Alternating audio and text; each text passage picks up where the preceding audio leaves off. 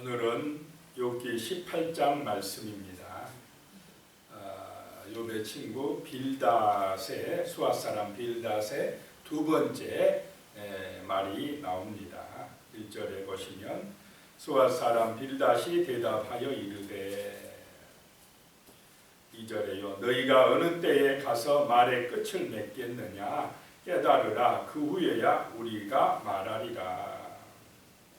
이제 너희가 욥을 이제 악인 취급하면서 악인들의 반열에 들어간 것처럼 이야기합니다. 너희가 또 그 다른 친구들과 욥을 싸잡아 이야기하는 것 같기도 하고요. 어느 때에 가서 이 말을 끝내겠느냐, 말 좀 그만하면 안 되겠느냐라고 하는 것입니다. 깨달으라. 그 후에야 우리가 말하리라. 뭘 깨달으라고 욥에게 이야기하겠습니까? 너 죄인인 걸 좀 알고 깨달아야 돼. 그리고 말 좀 그쳐, 이 말입니다. 이 빌닷이 그래도 처음에 이야기할 때는 좀 부드럽게 이야기했는데 이 두 번째 논쟁에서는 아주 굉장히 과격해집니다. 심한 말을 하는 것을 보게 됩니다. 여기서 우리가 알 수 있는 것은요, 이렇게 비난과 정죄는 갈수록 어떻게 됩니까? 갈수록 심해진다는 것입니다. 또 거짓말 같은 것도 하면 할수록 어떻게 됩니까? 더 그냥 심해져. 왜 그렇게 되느냐? 그 배후에는 누가 역사하고 있기 때문에 그러겠습니까? 마귀가 역사하고 있다라고 하는 것입니다. 우리가 하나님의 말씀에 성령의 영향을 받고 살아가느냐, 아니면 이 마귀의 시험을 받고 살아가느냐, 이게 우리 인생의 승패를 결정하는 것입니다. 지금 이 빌닷이라는 사람은 하나님의 이야기를 한다고 하는데 실제 누구의 영향을 받고 있어 버립니까? 마귀의 영향을 받고 있어 버린다는 것입니다. 하나님은 사랑하고 용서하고 위로해주고 이런 입장을 원하시는데 여기서 오히려 빌닷은 사단의 입장에 협조하고 있다는 것입니다. 욥을 정죄하고 욥을 시험해서 정말 욥의 신함을 빼앗아가려고 하는 그런 일에 이 빌닷도 동조하고 있다라고 하는 것입니다. 우리가 정신 차려 깨어있지 않냐면 이런 함정에 빠질 수가 있다는 것입니다. 지금 욥한테 깨어있으라, 깨달으라 이런 말 할 때가 아니고 누가 깨달아야 됩니까? 빌닷 자신이 깨달아야 될 처지인데 그것을 압니까 모릅니까? 몰라요. 이 빌닷의 문제는 또 뭐냐면 욥의 말을 귀담아 듣지 않고 있다는 것입니다. 욥의 그 형편 처지가 어떤 상태인지 이해하려고 안 하고 욥의 그 탄식 소리에 귀 기울여서 얼마나 욥이 어렵고 힘든가라고 하는 것을 좀 이해해 주려고 들어주려고 하는 마음이었고 자기가 듣고 싶은 말만 딱 듣고는 욥을 뭐 하는데 지금 힘을 쏟고 있습니까? 비난하고 정죄하고 공격하는데 힘을 쓰고 있습니다. 자기 의견을 자기의 말, 자기 생각을 그냥 욥한테 강요하고 있는 것을 보게 됩니다. 이런 것이 이 빌닷의 문제점이다라고 하는 것입니다. 3절에 보면요. 어찌하여 우리를 짐승으로 여기며 부정하게 보느냐. 언제 욥이 그 친구를 짐승으로 또 부정한 사람으로 봤습니까? 자기 힘든 거를 이야기할 뿐이었는데 듣는 이 사람이 네가 나를 짐승 취급해? 네가 나를 부정한 사람 취급해? 이 당시 이 이스라엘 사회에서 부정한 사람은 사람들이 가까이 하지 않습니다. 나병에 걸린 사람, 뭐 이런 사람들은 아주 부정한 사람 취급당하는데 욥아, 네가 나를 짐승 취급하고 부정한 사람 취급을 해? 하면서 그냥 욥을 공격하는 것입니다. 4절에 울분을 터뜨리며 자기 자신을 찢는 사람아, 너 때문에 땅이 버림을 받겠느냐? 바위가 그 자리에서 옮겨지겠느냐? 욥은 지금 탄식할 수밖에 없는 형편입니까? 아닙니까? 얼마나 괴롭고 힘들었으면 그냥 하나님 앞에서 또 그 친구들 앞에서 좀 위로받고 싶고 그러는데, 그래서 하소연하고 탄식하는데 그것을 뭐라고 하느냐, 울분을 터뜨리며 막 울분을 터뜨리는, 그러면서 자기 옷을 찢는 그런 나쁜 사람이다, 이렇게 이야기를 하는 것입니다. 그러면서 너 때문에 땅이 버림을 받겠느냐, 바위가 그 자리에서 옮겨지겠느냐, 네가 무슨 능력이 있다고 그렇게 함부로 말해, 막 이러면서 욥을 정죄하는 것입니다. 그러면서 이제 5절부터 이야기하는데요, 욥을 악인 취급을 합니다. 그래서 욥은 멸망할 것이다 라고 이야기하는데, 이 비유로 불, 또 덫, 올무, 덫이나 올무, 질병이나 사망, 멸망, 이런 예를 들어서 욥 너는 망할 거야 라고 이야기를 합니다. 굉장한 저주를 퍼부숴 버립니다. 지금 이 죽어가는 욥, 엄청난 시련과 고통 속에서 괴로워하는 욥에게 완전히 그냥 그 상처에, 그 아픔에 기름을 부어가지고 더 힘들게 하는 그런 저주의 말을 하고 있는 것을 보게 됩니다. 5절에요. 악인의 빛은 꺼지고 그의 불꽃은 빛나지 않을 것이요. 욥 너 악인이야. 그래서 너 빛은 꺼질 거야.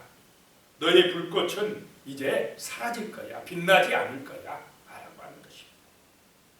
6절에요. 그의 장막 안에 빛은 어두워질 것이고 그 위에 등불은 꺼질 것이라. 욥의 장막에 등불이 꺼져버린다는 것은 뭐 어떤 의미겠습니까? 너희 집은 이제 망했어. 끝났어. 다시 못 일어날 거야. 와, 이런 말을 해버리면 되겠습니까? 7절에요. 그의 활기찬 걸음이 피곤하여질 것이고 그가 마련한 꾀에 스스로 빠질 것이니, 자기 꾀에 넘어질 것이니. 8절에요. 이는 그의 발이 그물에 빠지고 올가미에 걸려들 것이며, 욥의 그 발걸음이 그물에 걸릴 것이고 올가미에 걸릴 것이고, 그래서 이제 덫에 걸려서 망할 것이라는 것입니다. 9절에요. 그의 발 뒤꿈치는 덫에 치이고 그의 몸은 올무에 얽힐 것이며, 10절에요. 그를 잡을 덫이 땅에 숨겨져 있고 그를 빠뜨릴 함정이 길목에 있으며, 욥의 집에 그 불꽃이 다 꺼져버릴 것이고 욥은 올무에 걸려서 이제 넘어질 것이고 망할 것이고, 11절에요. 무서운 것이 사방에서 그를 놀라게 하고 그 뒤를 쫓아갈 것이며, 무서운 일이 사방에서 닥쳐올 것이며, 12절입니다. 그의 힘은 기근으로 말미암아 쇠하고 그 곁에는 재앙이 기다릴 것이며. 자, 이 지금 빌닷이라는 사람도 하나님을 아는 사람입니까? 아닙니까? 하나님을 아는 사람이라고, 믿는 사람이라고. 그러면 이 믿음의 사람에게서 이런 부정적인 말, 정죄하는 말, 저주의 말이 나와야 됩니까? 안 나와야 됩니까? 나오지 말아야 돼. 나오지 말아야 됩니다. 그런데 이렇게 사람을 정죄하고 죽이는 말이 하나님을 안다는 이 빌닷에게서 나온다라고 하는 것입니다. 그러면 빌닷은 하나님을 안다고 하면서 하나님 중심입니까? 자기 중심입니까? 지금 자기 중심이에요. 자기가 옳다는 것입니다. 내가 아는 이 견해가 옳고 욥 너는 틀렸어 라고 하는 것입니다. 그런데 이 일이 지금 누구에게 동조하는 일이 되어버리고 있다는 것입니까? 사단에게 동조하는 일이 되고 말았다라고 하는 것입니다.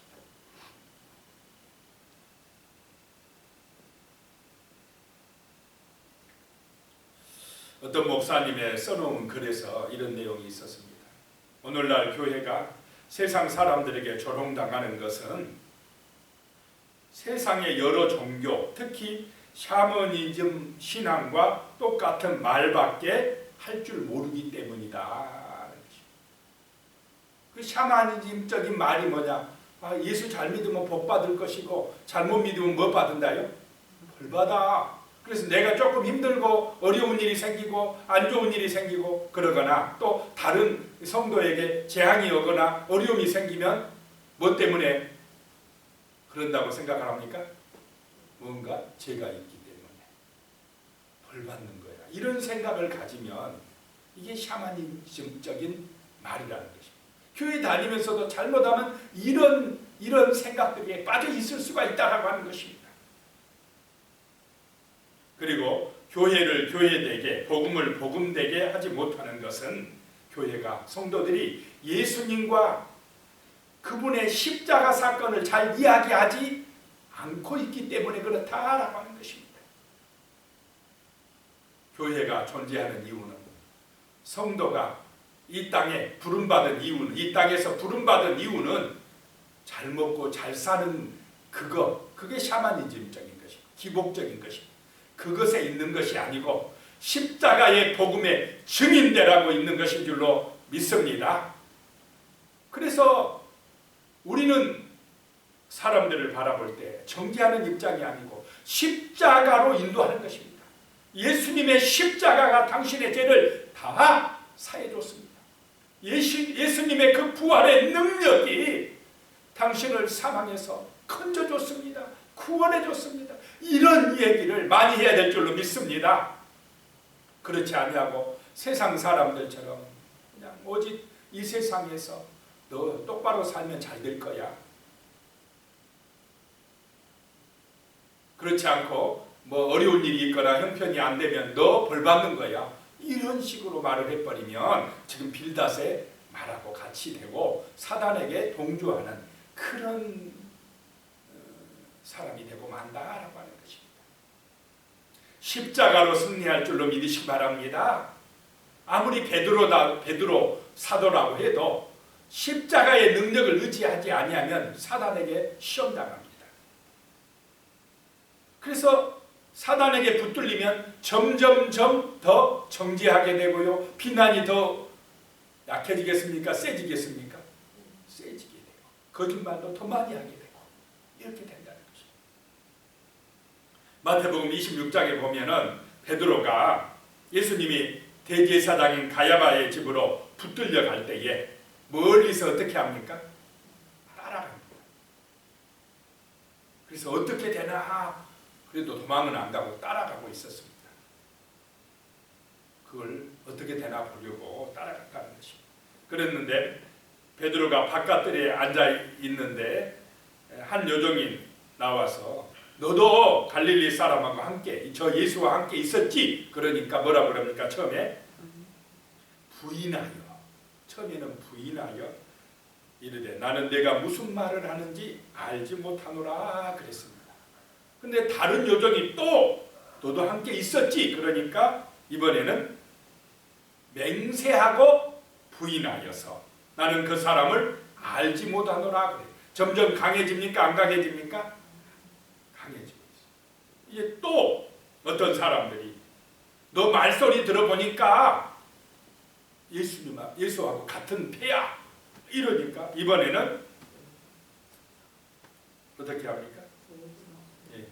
저주하며 맹세하고 나는 그 사람을 알지 못한다. 점점점 그 강도가 더 세지고 있는 것을 알 수가 있습니다. 그 예수님을 3년 동안 따라다녔던 수제자라고 하는 이 베드로도 사단의 유혹에 넘어가고 있는 것을 봅니다. 예수님을 모른 채하고 예수님을 부인하고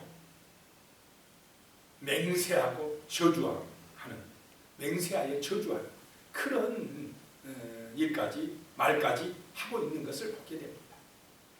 뭘 모르고 있느냐? 십자가의 능력을 모르고 있습니다. 부활의 능력을 모르고 있습니다.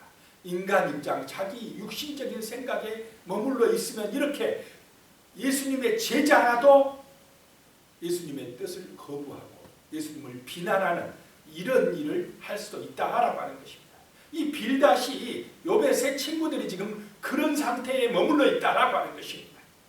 하나님을 안다고 하면서도 하나님의 마음을 모르고 육신의 입장, 내 입장, 내 생각이 앞서는 경우가 이런 경우라는 것입니다. 13절에 보니까요, 질병이 그의 피부를 삼키리니 곧 사망의 장자가 그의 지체를 먹을 것이라. 몸 아파서 지금 힘든 사람에게 너 그 병 때문에 죽을 것이야, 이렇게 말하면 되겠습니까? 너 사망이 찾아와서 사망의 장자가 그의 지체를 먹을 것이야. 하지 말아야 될 말을 하나님을 믿는 사람들이, 믿는다고 하는 사람이 이렇게 함부로 말을 하고 있는 것입니다.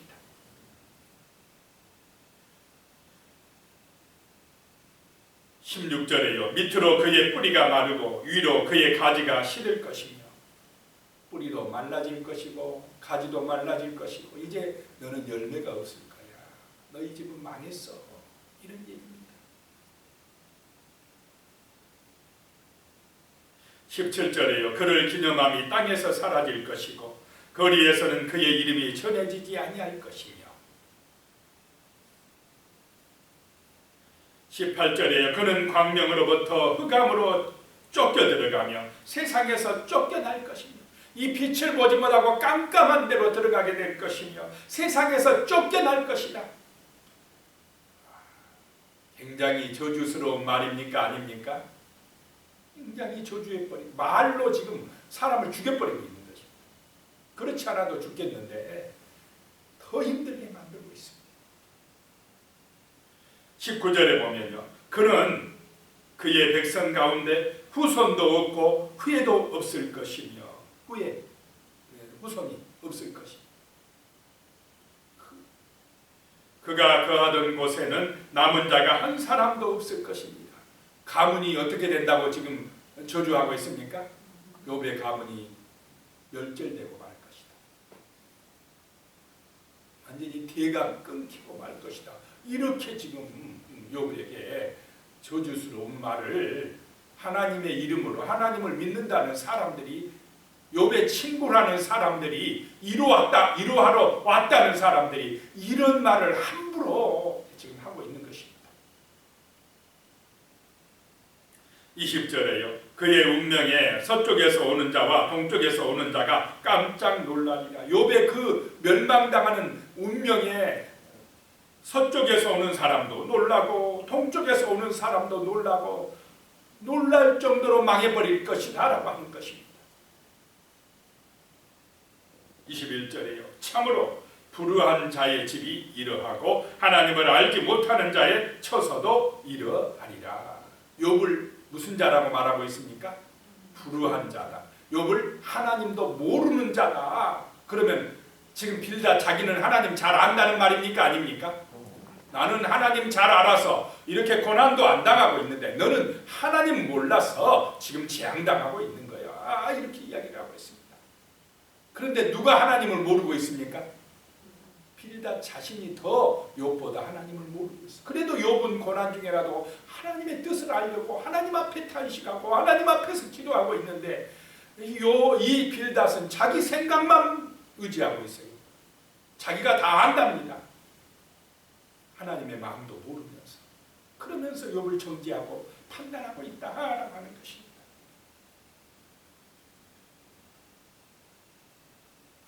노이드 존스 목사님 책에 보니까 영적 침체라는 책에 보면 그리스도인이면서도 비참하게 지내고 영적 침체에 빠져 있는 경우들이 있다라는 것입니다. 그 이유를 두 가지로 살펴보니까